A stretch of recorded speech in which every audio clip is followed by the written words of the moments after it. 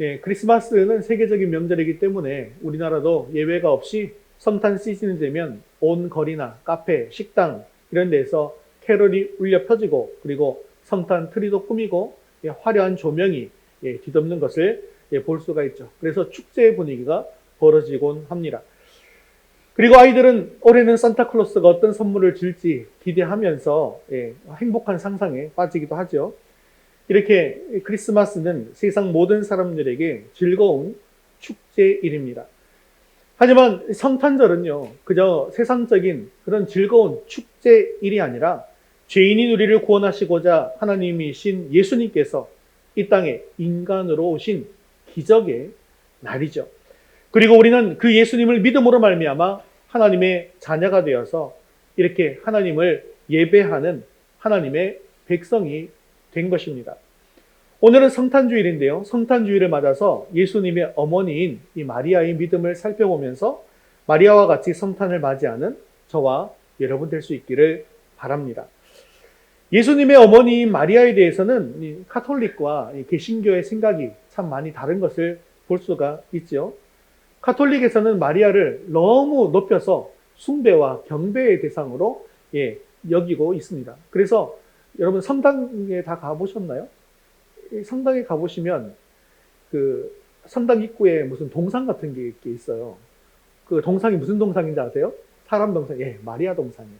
그 동상에다 대고 사람들이 그래서 예배당에 들어갈 때 어떻게 하냐면 그 마리아 앞에 저렇게 가서 기도하고 들어가요. 예. 그래서 마리아를 숭배의 대상, 경배의 대상, 또 기도의 대상 이렇게 신격화시켜 놓았다라는 것이죠. 그래서 마리아를 부를 때 성모 마리아여 이렇게 부르고요. 또한 영원한 동정녀라고 이렇게 호칭하기도 하고요. 또 마리아 승천설까지 있습니다. 마리아는 우리 인간들처럼 그냥 죽어서 묻힌 게 아니라 예수님이 승천하신 것처럼 마리아도 승천했다는 거죠. 그런데 이것은 성경에 나옵니까? 안 나옵니까? 안 나오는 이야기죠. 전부 다 비성경적인 가르침입니다. 그에 비해서 개신교는 이 마리아 숭배를 경계했죠. 왜냐하면 마리아 숭배는 우상 숭배가 되기 때문에 그러다 보니까 마리아에 대해서는 굉장히 무관심한 것도 사실입니다. 우리가 많은 신앙적인 위인들의 이야기를 잘 알고 있지만 마리아의 이야기에 대해서는 그냥 동정녀 마리아 이 정도만 우리가 알고 있더라는 것이죠. 그러다 보니까 마땅히 본받고 따라야 할 이 마리아의 믿음의 결단과 헌신까지도 놓치고 있더라는 것입니다.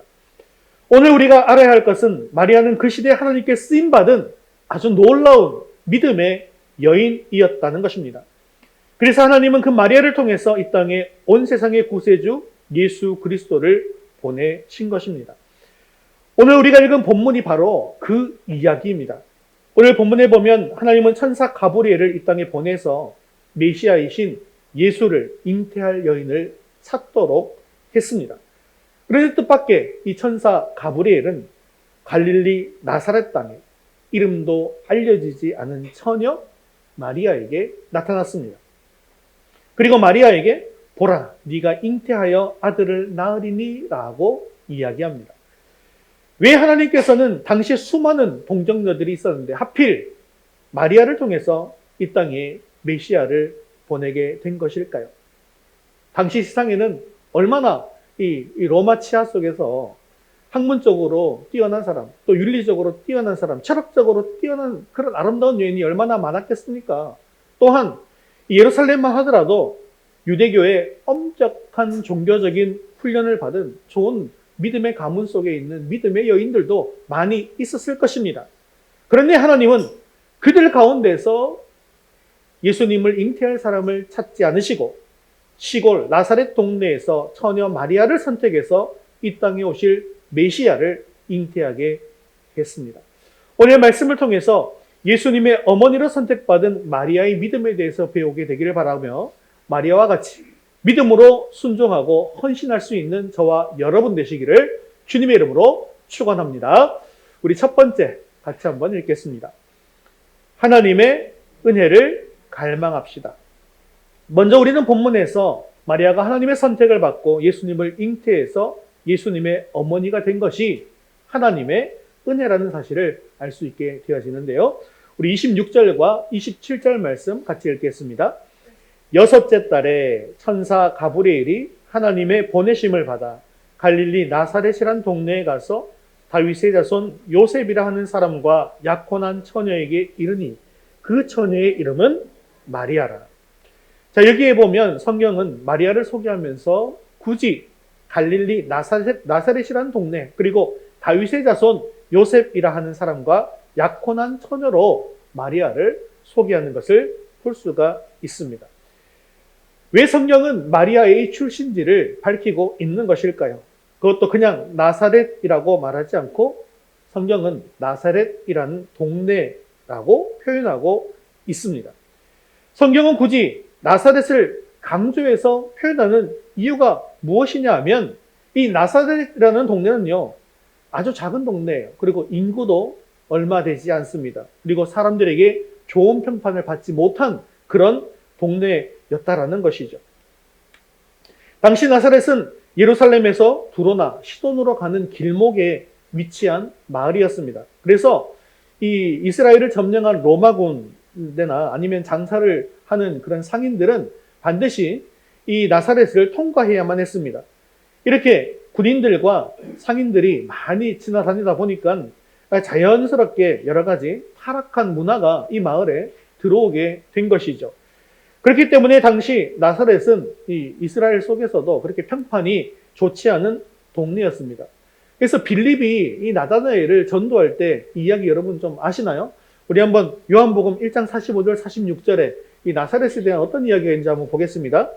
모세가 율법에 기록하였고 여러 선지자가 기록한 그 일을 우리가 만났으니 요셉의 아들 나사렛 예수니라. 나다나엘이 이르되 나사렛에서 무슨 선한 것이 날 수 있느냐? 나사렛에서 선한 것이 난다는 거야, 안 난다는 거예요? 안 난다는 거예요. 그 작고 볼품없는 도시에, 그리고 평판이 좋지 않은 그런 타락한 도시에 무슨 좋은 것이 날 수 있겠느냐? 무슨 구원자가 거기서 날 수 있겠느냐? 라는 것입니다. 이처럼 나사렛은 굉장히 천대받는 곳이었습니다. 그런데요, 이것이 우리에게는 아주 의미심장한 이유가 되는 것이죠. 하나님께서 자신의 아들 예수님의 탄생을 위해서 한 여인을 선택하실 때 유다 지방이나 예루살렘이 아니라 갈릴리 지방에서, 그것도 별로 평판이 좋지 않은 나사렛이라는 동네에서 사는 마리아를 선택했다는 것, 그리고 그것도 교육을 많이 받지도 못한, 그리고 나이도 어린 이 여인을 선택한 것, 이 모든 것이 다 전적인 하나님의 은혜라는 것이죠. 원래 은혜라는 단어의 뜻은 받을 자격이 없는 사람에게 베풀어지는 호의, 선물, 이런 뜻이잖아요. 나사렛 동네에 있는 마리아가 선택된 것, 그것이 바로 하나님의 은혜였다는 거예요. 그래서 천사 가브리엘이 마리아를 만나서 한 첫 번째 말이 바로 이것인데 28절 말씀 같이 읽겠습니다. 그에게 들어가 이르되 은혜를 받은 자여 평안할지어다. 주께서 너와 함께 하시도다 하니. 그런데 우리가 여기서 알아야 할 것은 마리아가 하나님께 선택을 받은 것은 전적인 하나님의 은혜가 맞습니다. 하지만 그럼에도 불구하고 마리아에게는 하나님께 칭찬받을 만한 아름다운 믿음의 모습이 있었다는 것입니다. 우리는 본문에서 이 사실을 잘 알 수가 있는데요. 30절 말씀도 계속해서 같이 한번 읽어보겠습니다. 천사가 이르되 마리아여 무서워하지 말라 내가 하나님께 은혜를 입었느니라. 아멘. 여기에 은혜라는 말이 한 번 더 나오죠. 그런데 여기 나오는 은혜를 입었느니라 라고 하는 표현이 아주 중요합니다. 여기 성경을 보면 은혜를 입었다라고 되어 있기 때문에 하나님으로부터 은혜를 입은 것, 즉 마리아가 은혜를 입은 것은 수동태처럼 보이지 않습니까? 그런데 헬라어 원문을 보면 이것은 휴리스코라는 말인데요. 찾아 발견하다라는 뜻을 가진 능동태입니다. 그래서 이 부분을 바르게 해석하면 마리아가 하나님의 은혜를 구하고 찾았다가 드디어 하나님의 은혜를 얻게 되었다. 자기가 찾고 찾아서 얻게 되었다라는 의미가 되는 거예요. 그래서 우리는 마리아에게 대해서 이렇게 추측할 수 있지 않겠습니까? 그는 많이 배우거나 훌륭한 여성은 아니었다 할지라도 하나님을 무척 사랑하는 믿음의 여인이었다는 것입니다. 그는 비록 나사렛이라고 하는 작고 평판이 좋지 못한 그런 동네에 살고 있었지만 오직 하나님께만 소망을 두고 끊임없이 하나님의 은혜를 구했던 경건한 믿음의 여인이었다는 것이죠. 그렇기 때문에 하나님은 때가 되었을 때에 천사 가브리엘을 보내서 무서워하지 말라. 네가 하나님의 은혜를 입었느니라 라고 선포하셨던 것입니다. 그렇습니다. 하나님께서는요, 하나님의 은혜를 갈망하는 마리아를 찾으셨습니다. 이처럼 하나님은 지금도 우리 가운데 하나님의 은혜를 갈망하는 사람을 찾고 있습니다. 이 세상을 한탄하거나 비판하거나 분노로 사는 사람이 아니라 더럽고 추한 세상 가운데 살면서도 세상을 따라가지 아니하고 오직 하나님의 은혜를 찾는 사람, 바로 그런 사람을 하나님께서는 찾고 계시다는 것이죠. 사랑하는 성도 여러분, 이번 성탄절에는 마리아와 같이 하나님의 은혜를 갈망하는 한 사람이 될 수 있기를 바랍니다. 바로 하나님의 은혜를 갈망하는 자들에게 성탄의 기적이 일어나게 될 줄로 믿습니다. 우리 두 번째 같이 읽겠습니다. 하나님의 하나님의 말씀은 능치 못함이 없습니다. 또한 우리는 본문에서 마리아가 얼마나 놀라운 믿음의 여인이었는지를 알 수가 있는데요. 마리아는 지구상에서 가장 큰 기적, 성탄의 기적을 직접 체험한 사람인데요. 본문에 보면 하나님의 천사 가브리엘이 마리아에게 나타나서 내가 잉태하고 아들을 낳게 될 것이다 라고 말합니다. 그런데 마리아는 그때까지 처녀였죠. 처녀가 잉태하여 아들을 낳는다는 것, 이것은 사실 말도 안 되는 이야기입니다. 그런데 마리아는 천사가 전해주는 소식을 듣고 어떻게 반응하게 되었을까요? 34절 말씀 같이 읽겠습니다. 마리아가 천사에게 말하되 나는 남자를 알지 못하니 어찌 이 일이 있으리까? 여기에 보면 마리아의 첫 번째 반응은 나는 남자와 잠자리를 가진 적이 단 한 번도 없는데 어떻게 이런 일이 벌어질 수 있나요? 라는 반응이죠. 즉 마리아가 생각할 때에는 이것은 도저히 일어날 수 없는 불가능한, 믿을 수 없는 일 아닙니까? 라는 반응입니다. 여기에 대해서 천사가 이렇게 말하는데요. 35절 말씀 계속해서 보겠습니다. 천사가 대답하여 이르되 성령이 내게 임하시고 지극히 높으신 이의 능력이 너를 덮으시리니 이러므로 나실 바 거룩한 이는 하나님의 아들이라 일컬어지리라. 아멘. 천사는 마리아가 불가능한 일이라고 생각되는 그 일이 어떻게 일어나게 되어지는지를 자세히 말해 주었습니다. 그래서 성령이 내게 임하시고 지극히 높으신 이의 능력이 너를 덮으시리니 라고 말씀하고 있죠. 그런데 여기에서 덮는다라는 단어가 굉장히 중요한 단어입니다. 이것은 헬라어로는 에피스키아조라는 말입니다. 그런데 이것은 본래 구약의 성막에서 사용되던 그런 말입니다. 성막이 세워진 다음에 그 위에 구름이 성막을 이렇게 덮게 되어졌는데요. 바로 그것을 의미하는 것이죠. 마치 하나님의 임재를 상징하는 구름이 성막을 덮는 것처럼 성령의 능력이, 지극히 높으신 이의 능력이 마리아를 덮으신다는 것입니다.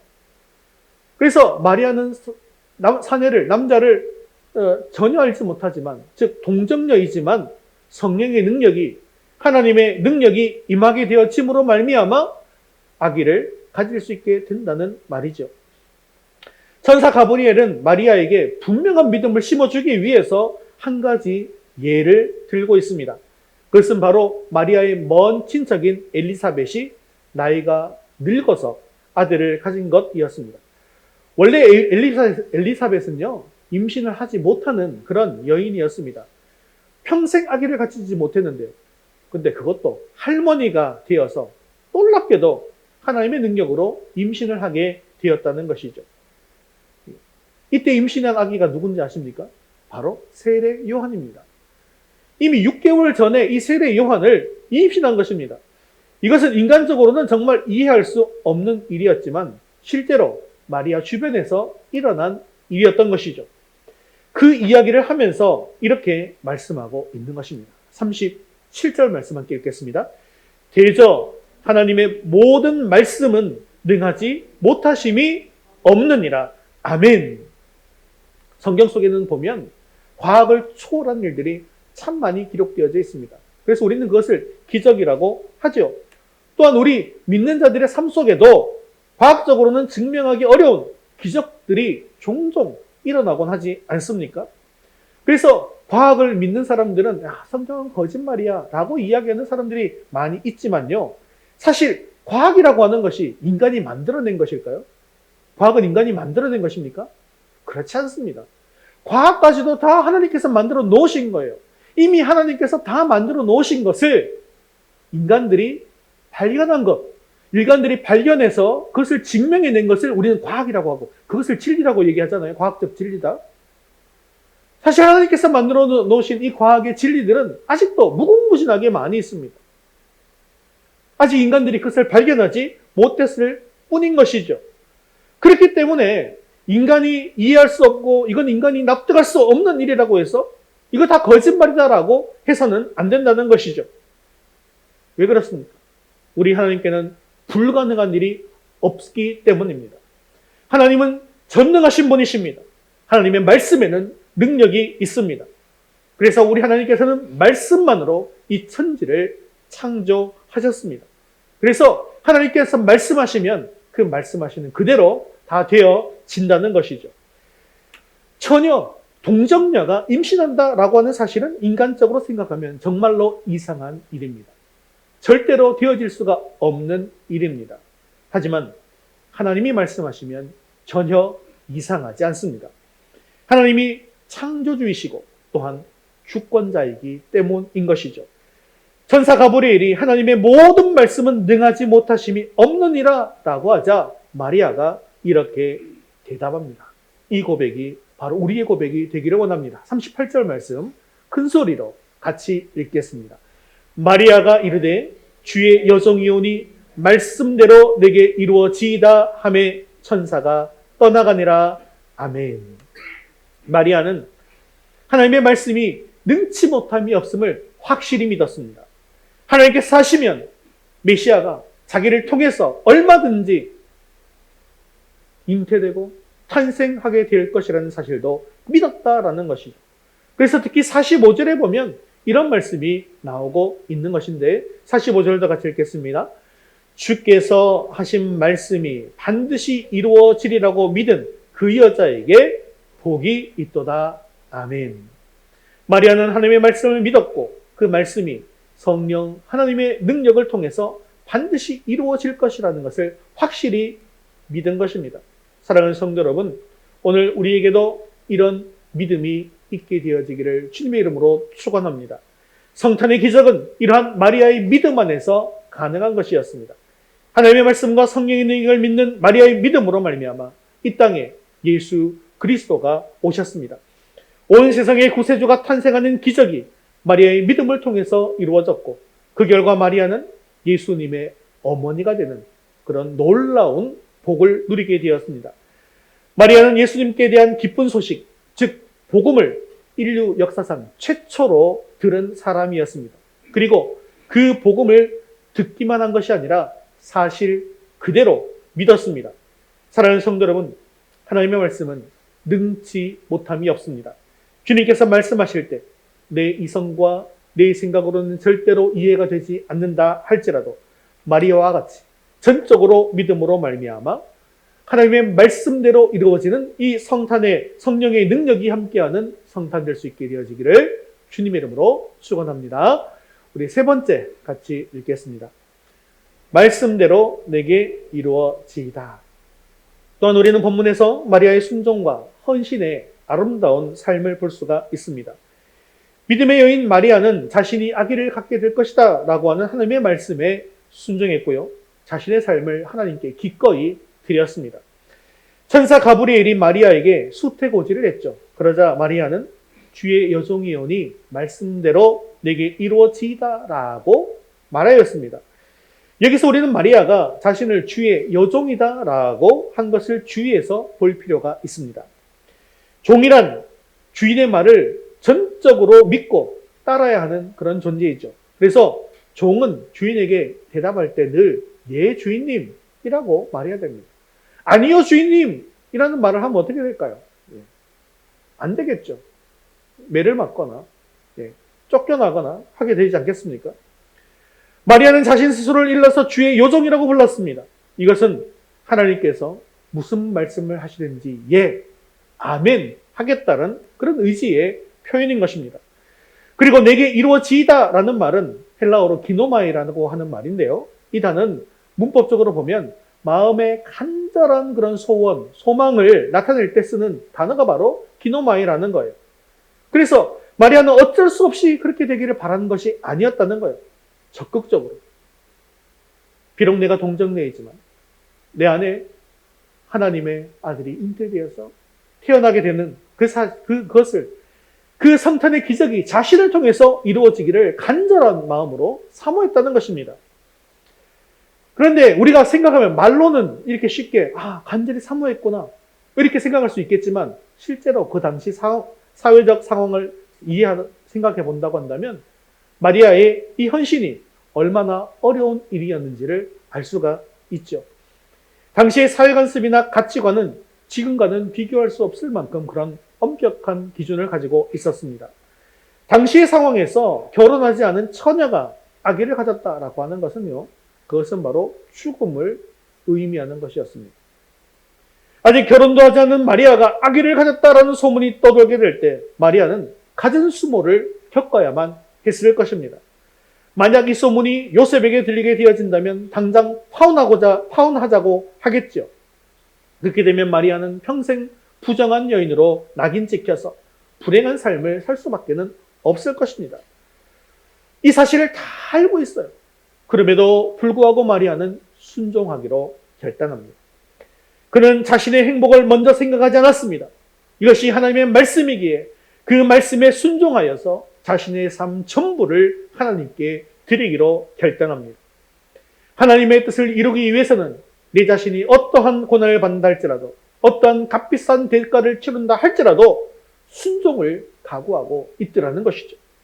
이것이 바로 은혜 받은 자의 특징인 것입니다. 하나님의 은혜를 경험한 사람은 자기 머리로 계산하고 판단한 이후에 내게 손해가 될 것 같으면 부인하는 사람이 아니더라는 거예요. 은혜 받은 사람은요, 이것이 하나님의 뜻이라고 한다면 기꺼이 손해를 감수하고라도 그것을 소망하고 갈망하게 되더라는 것입니다. 이처럼 하나님께서는 순종과 헌신의 사람들을 통해서 하나님의 일을 이루어 가시는 것을 기억하시기를 바랍니다. 하나님께서는 지금도 이렇게 하나님께 온전히 헌신할 한 사람을 찾고 계십니다.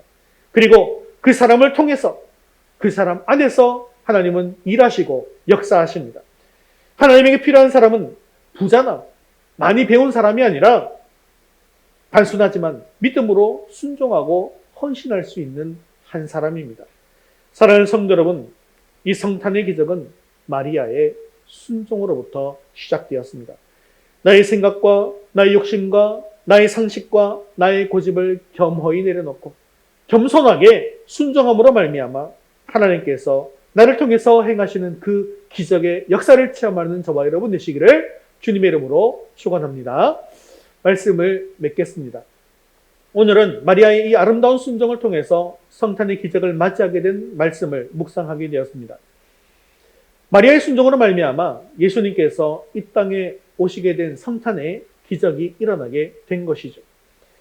하나님이신 예수님께서 인간의 모습으로 이 땅에 오신 것 자체가 기적의 사건입니다. 하지만 사실 더 큰 기적은요, 하나님이신 그분께서 인간의 죄를 대신해 죽으시고 또 그로 말미암아 모든 인류가 죄사함을 받게 되었다는 것입니다. 그리고 그 용서의 기적은 또한 예수님의 순종으로부터 비롯되었다는 것입니다. 마리아의 순종으로 말미암아 예수님께서 이 땅에 오시게 되었고 예수님의 순종으로 말미암아 우리는 하나님의 자녀가 되고 하나님의 백성이 되었습니다. 사랑하는 성도 여러분, 마리아의 순종과 예수님의 순종으로 말미암아 하나님의 기적을 체험한 여러분들은 어떤 삶을 앞으로 사시겠습니까? 마리아와 같이, 예수님과 같이 우리도 순종의 삶을 살아가면서 우리 삶을 하나님에 대한 순종으로 채워나갈 수 있게 되어지기를 바랍니다. 순종을 통해서 하나님의 말씀이 이루어지고 성령의 능력이 나타나는 성탄 될 수 있기를 주님의 이름으로 축원합니다.